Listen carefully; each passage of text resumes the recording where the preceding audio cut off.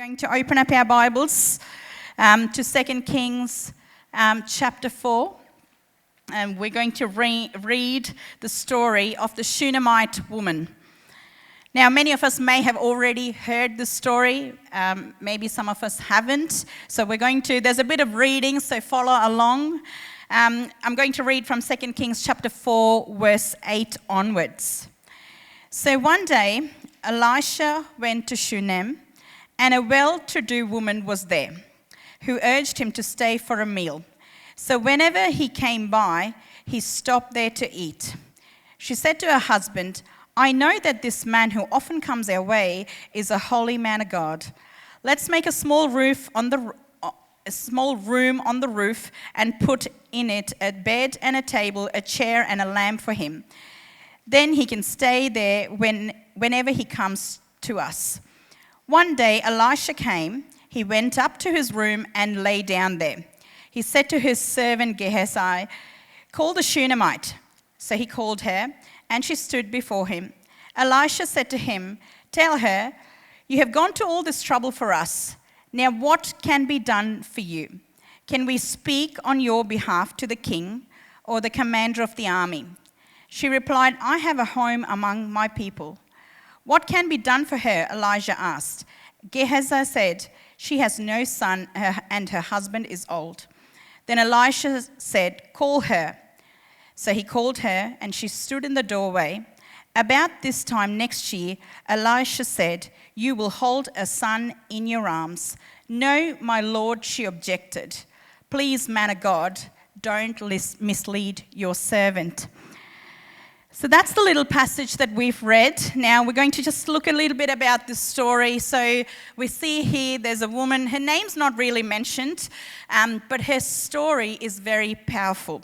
Now this happens at the time of Prophet Elisha, who succeeded after Prophet Elijah. And he lives in Mount Carmel. So when he goes on his journey, he passes through the land of Shunem. And this woman, although her name is not mentioned, it's like, saying an Aussie woman or, a Melburnian. I don't know what we call ourselves. Are we Ballaratians? So something like that. So, she's from Shunem, so she got the name a Shunammite woman. Now, so Elisha and his servant Gehazi, they often travel together. So they pass through and do the journey together. So as they were doing this journey, there seems to be that this woman notices them. Now, there's not a lot of mention. It does say that she was a well-to-do woman, and in some other translations, it says that she was a prominent woman, like she's, prominent in her community. So as she passes by, she calls them in. Now, before we go into the main part of the message, I just wanted to look at some of the characters of this woman. I always love looking at the characters of people in the Bible, and I know in Connect, in a couple of series, we're going to start a series where we're going to look at the different characters. We're going to do character studies, as I was looking, the first thing that struck me was in the first couple of verses. It says, "One day Elisha went to Shunem, and a well-to-do woman was there, and who urged him to stay for a meal." So here we can see she's a hospitable woman. So, how many of us love cooking here? Hands up. Not many hands. All right. So there's two types of people.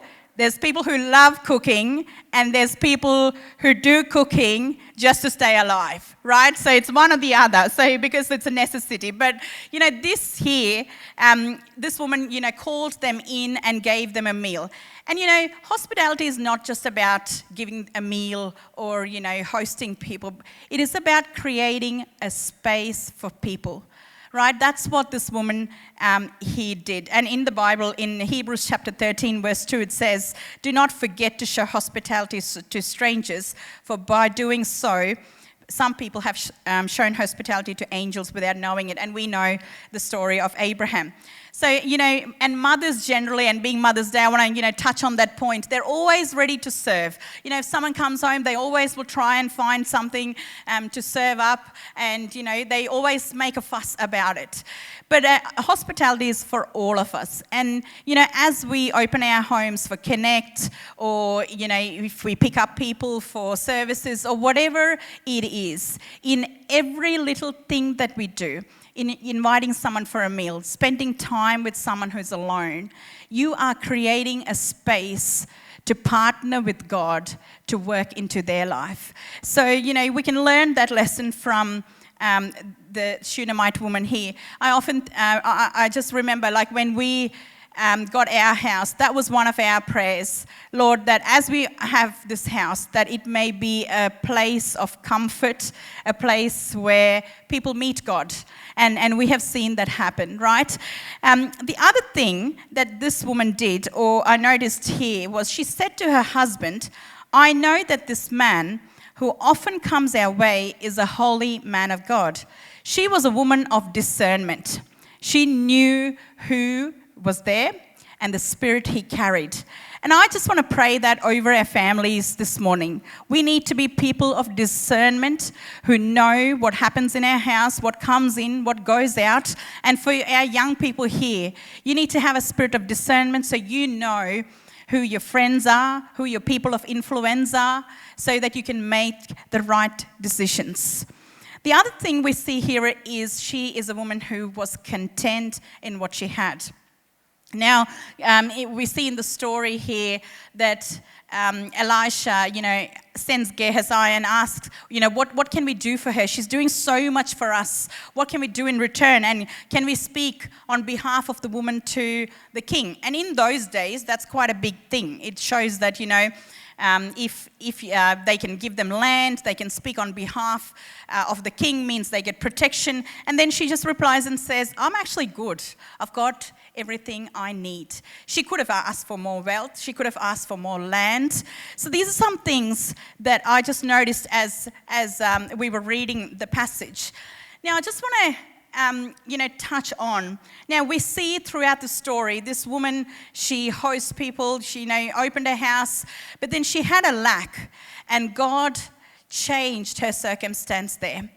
So the first thing, or the most important thing she did, was she created a room for the man of God. In verse 10, it says, let's make a small room on the roof and put in it a bed and a table and a chair and a lamp for him. Then he can stay there whenever he comes to us. So she just doesn't offer a meal, but she creates a space for this man of God. And that is because she knew the presence of God was in this man. She knew the anointing that this man carried. Right, I just want to ask this question. Do we make room for God in our lives? Whether it be in our family lives, or whether it be in, our personal lives. How is our life looking? Now, here we see, I had a chuckle when I read this. We thought we were the inventors of Airbnb. I think she invented Airbnb a long time ago before us, where she said, let's make a small room, put a chair, a table, bed and breakfast, whatever it was. But this morning, I just want us to sit in this moment and think about ourselves. Are we making room? For parents, I just want to ask you the question. Do you create a space in your houses where you and your children have God conversations? It might be on the couch, it might be on the dinner table or around the dinner table, but you have some God conversations. You have a space in your house. Your house is made the sanctuary of God. When God moves, when you make room for God, God moves and He makes things happen. But the first thing that's required from each of us is create room.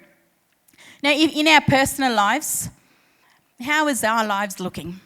How much time do we spend in the presence of God? Sometimes we can get on the wagon of just being religious. We pick up our Bibles, rock up to church on a Sunday.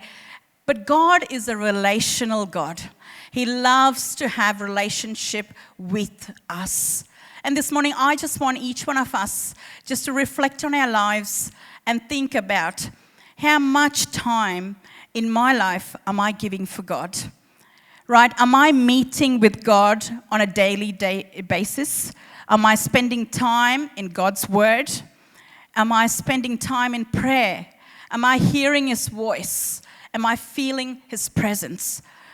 This woman here, we see that she made that space for God. And, when it comes, sometimes we're in those phases where we create space when we have a need. Something goes wrong and we're all of a sudden praying. But that's not what God wants, right? If we imagine our children, if they only had conversation when they needed something, we as parents won't be very happy, will we? It's the same thing with God. God is our good Father.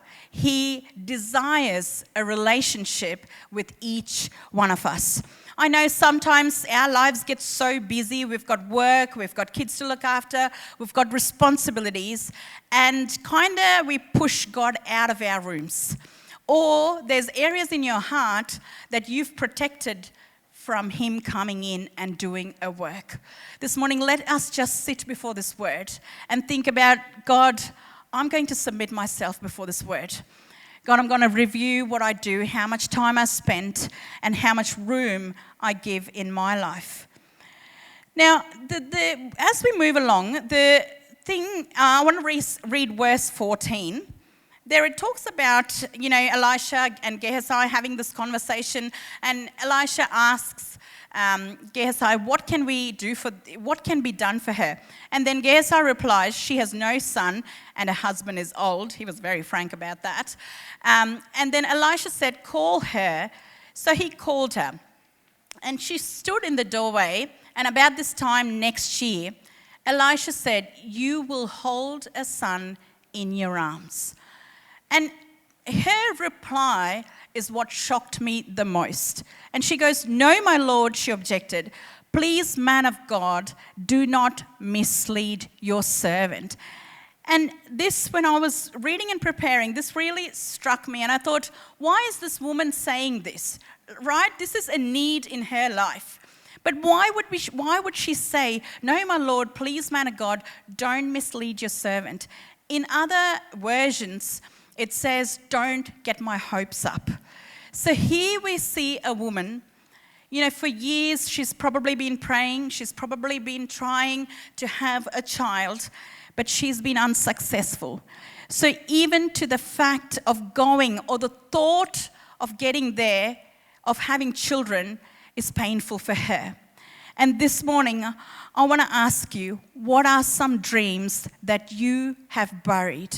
Because it is too painful to think about it. Some of us here, we've had things in our life, we've had promises that God has given us. But,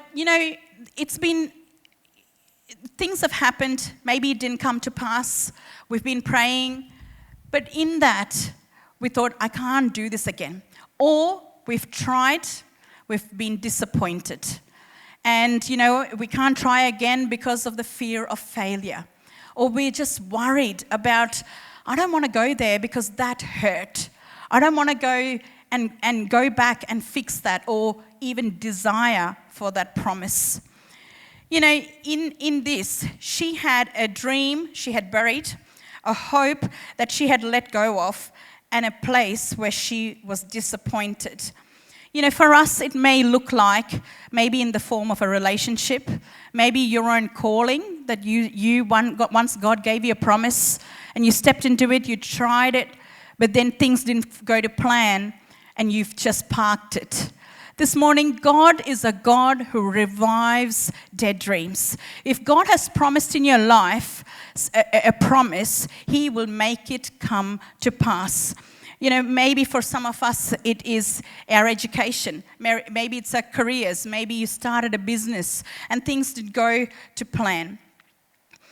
As I was pondering upon this verse during the week, and I was thinking, Lord, and I was driving to work, in fact, and I when I was thinking about this, I could actually feel the pain of people. Like, I even got emotional with all of that. And I was thinking how hard it would have been for this woman, as you know, the prophet is giving the promise, but she's saying, no, I don't want to go there because it hurts.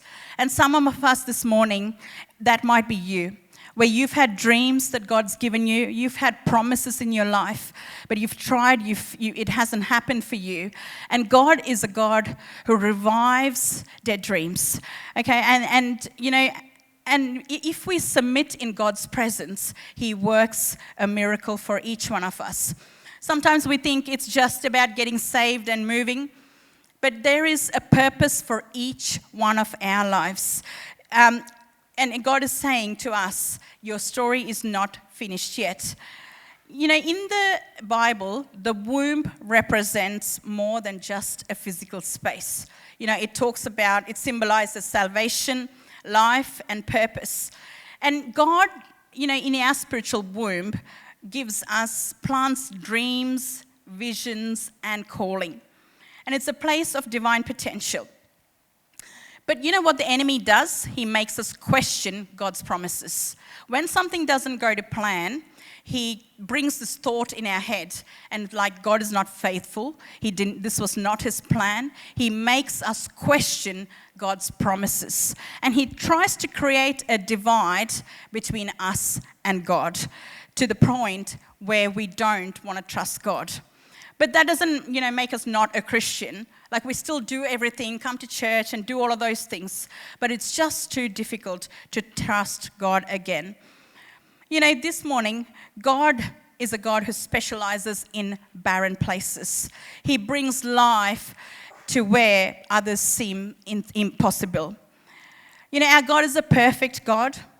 He loves us. He cares for us. And, you know, sometimes we have protected disappointments in our life, you know, where we come to a point and say, I won't hope anymore. I won't go and try again because he doesn't love me, or he won't let me go through that. You know, I've been at many people's side when they've been going through troubled times. And, you know, depending on, you know, their faith or their life, sometimes they shut down. And they don't want to have a conversation. They don't want people around them, right? I just want to keep going into the next portion of what happened here. So the woman becomes pregnant, and the next year, about the same time, she gave birth to a son, just as Elisha had told her. The child grew one day, so I'm reading from 2 Kings chapter 4, verse 18.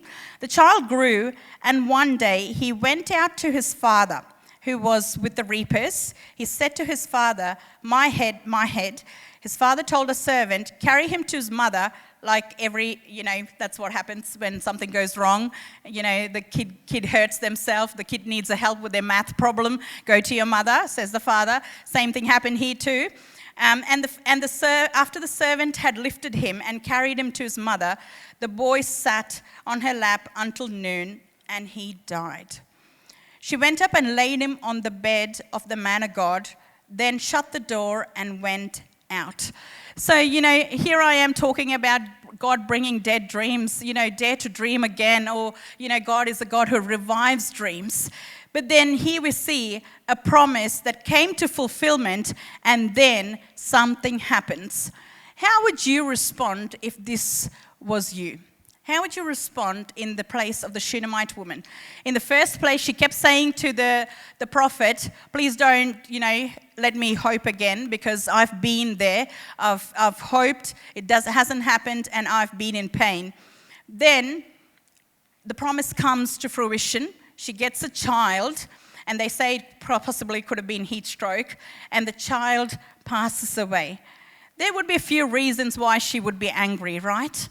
You know, has that happened in our lives where things, you know, we really prayed for, we really hoped, and we became so close to it, and then it slipped out of our hands, right? And, you know, if it was me, I probably would have thought, well, this guy's not getting a room in my house again when he comes, because whatever happened, whatever he promised, it came to fruition, but then it died. And I'm in the same state of pain and sorrow again. Some of us, we stop going to church because, we say that was painful. I don't want to go there. I don't want to see people of God. I don't want to talk about it. Some of us, we stop reading the word and say, this is too much, right?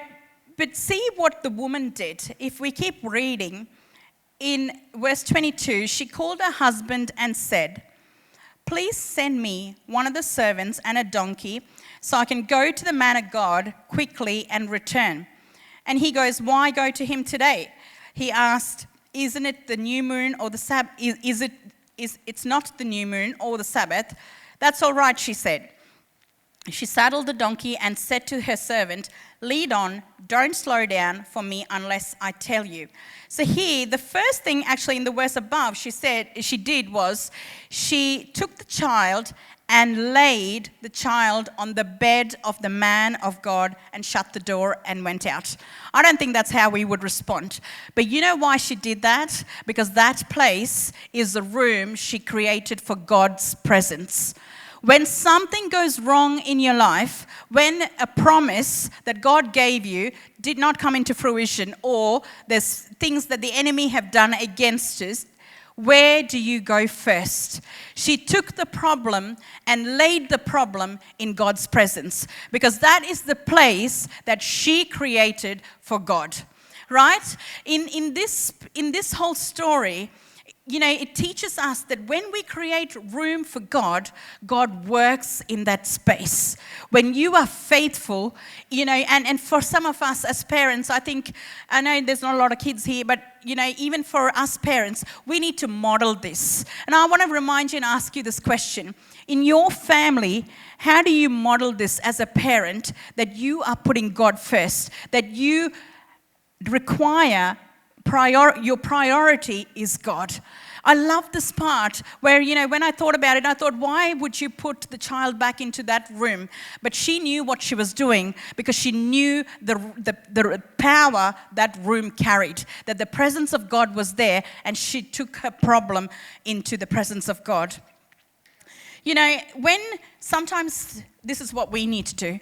When, when there's questions raised against our promises, God has given promises on your life, on your career, on your children's life, on your marriage. And when things are raised against it, when the enemy comes to attack you, you take that problem and go to God's presence. Because there is nobody in this earth who's going to help you out. As mentors and people and pastors, we can pray for you. But it is between you and God that changes the atmosphere for things to happen. So this morning, can I encourage you, if you are sitting in a place where you can't see those promises come to fruition, there's been questions raised against your future, there's been questions raised against your family, against your marriage, would you this morning take it into the presence of God, right? Because that is where deliverance happens. In the name of Jesus, there is healing, there is deliverance. We serve a God who's alive and well and who heals us and blesses us every day. Now, the other thing that this woman did here, her husband asks, now I don't think he knows the story that the child actually passed away, because he goes, why are you going to, so the second thing she did is she's actually going to the man of God. Okay, she's going into the presence or into the house of God. She doesn't say, well, this happened into my life. This is church hurt. I'm going to sit in my house and I'm going to, complain or whatever. She goes, I'm going into the house of God. I'm going to pray with other believers or other men and women of God until this promise comes back alive. So we see she makes every decision hastily here, and she goes, and the husband goes, it's not the new moon or the Sabbath. It's like saying, well, it's not a Sunday or it's not a Wednesday for Connect. Where are you going, right? But she knew she had a need. And church, I want to encourage you this morning. If there's things that's happening in your life, you've took it to the presence of God, you need a people, an army to pray with you. And can I encourage you this morning, if you are going through something, can I just ask you, have you at least got a few people in your circle that you can pick up the phone and say, can you please pray with me? If not, you need to find someone, right? Whatever phase and stage of life we're in, it doesn't matter. Because, there is power when people come together. There is power. The Holy Spirit moves. It might be a word of encouragement that through another person that God gives us. So see here, this woman, she saddles the donkey and she says, don't slow down. We're going to go to this place. Now she goes to the man of God, and this is I find it interesting. And, the prophet Elisha at this point did not know why this woman is coming, but he could see from far away that is the Shunammite woman. So she sends Gehazi to her and says, ask if everything is well, right? Like when we meet, we say, are you good? Like, is everything good? So this guy, he goes and asks the question, and actually, even above, when she responds to her husband, when he asks, is everything all right? She says, all is well. Or in some translations, everything is all right is what it says here. But in some translations, she says, it is well. It is well, the phrase in Hebrew is shalom, right? Even in this trouble, I have sat with people who have had children pass away from a nursing point of view, but also, sitting with people in pain. There is, I don't think they can feel that peace, right? But here, this woman is at a place where she can say, shalom, it is well. And this is the same response she gives to Gehazi when he comes and asks the question. That is because it came from her place of trust. It just doesn't come like that. Now, when you go through a problem, if you are experiencing the peace of God, that is God. Right? Because there is things that will come up in our life where we question God. We are so worked up. Things don't go to plan. But even when she is facing a problem where her dreams are buried again, they are not alive, she's going back to that barrenness again, she goes, it is well. And that is words of faith that she speaks. Now, can we as people of God, when we go through trial times, speak words of faith? It's very hard, right? If you've got something that didn't go to plan, it's all broken. When you have something like that in your front, would you be able to say, my God is in control, right? Because you have a God who loves you and he cares for you. Now, we see that she actually speaks words of faith, and she, even to her husband, even to Gehazi, she speaks words of faith. And if we read on from further on there, Elisha still doesn't know what's going on. She comes and she asks that very same question again to him and says, in verse 28, she goes, then she said, did I ask my Lord for a son? Did I not say, do not deceive me? And, then Elisha gives information or, instruction to Gehazi and says, take the rod, run ahead, go put it next to the child and he'll, come to life. But she was persistent in her prayer. She said, I will not go until you come with me. Right? Do we have the confidence in God's presence this morning to say, God, you need to come with me into this problem of mine? Right? We all go through different storms in our life where we have got big storms coming against us. It might be financial, it might be relational, it might be about your future, it might be coming in different ways. But whatever it is, would you trust God to come with you in that? Right? We know from the New Testament when the storm came and, the boat where the disciples were in, it was, in the waves and, the waves were very hard on it. But in that, there was Jesus with him in that boat. And I think it's a reminder for each one of us this morning, if there's things that you are battling with, that you don't know how to take a step forward, God is there with you in it. God's presence is so important in each one of our lives. Now, sometimes we go through different things, and we think, I've got time to fix that, I'll do it later. But I think it comes back to the point where I was starting with. It comes back to your relationship with Jesus. And this morning, I just want to encourage each one of us to think, how is our relationship with God? right? Is there things that I need to fix? Because when things happen, it is His presence that will help you move forward. As I draw to a close this morning, and if the worship team can come up, please. Maybe this morning you are here carrying a dream. Maybe you've carried it for a very long time.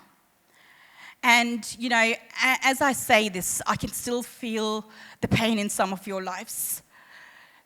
Some of you have put it, buried, because it's, maybe for women, some women, it was children. Children came along and things that you hoped for quite didn't happen. Or maybe it's other things. You hoped for certain things. There were promises in your life that were spoken over you. Maybe for some of us as parents, you've been praying for your adult children so that they may come to faith, they may return to the presence of God. But you have not seen that happen. And you're like, God, I've been praying for so many years and I can't do this again because it's too painful to go back and go through that process. Can I encourage you to put your problem into the presence of God this morning?